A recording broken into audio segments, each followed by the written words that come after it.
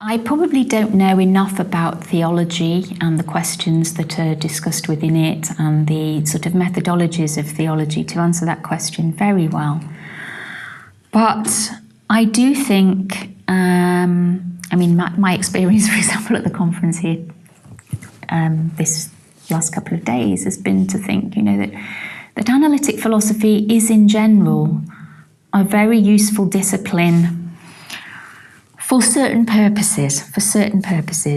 It's very good at insisting on a certain sort of clarity.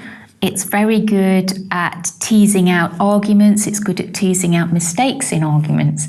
It's good at insisting on distinctions, ironing out ambiguities. Do you mean that? Do you mean that? Be clear. Those sorts of moves that analytic philosophers are inclined to make because that's their training can be extremely useful, I think, it's a sort of insistence on a certain kind of rigour.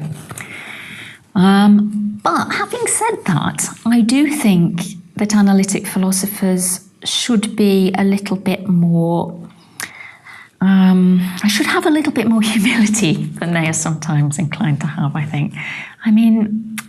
You have to respect history, you have to respect scholarship, you have to respect sort of the hermeneutical tradition. I think it can sometimes be embarrassing that analytic philosophers feel able to go trampling all over this ground that other people have worked very carefully, saying, oh, you're conceptually confused here. I don't like that tendency in analytic philosophy, I must say, trained in it though I am myself. I do think that the methodologies of other disciplines need to be respected, that we as analytic philosophers have a lot to learn from other sorts of scholars, just as I think other sorts of scholars do have things to learn from analytic philosophy as well. So it's a two-way process, very much so.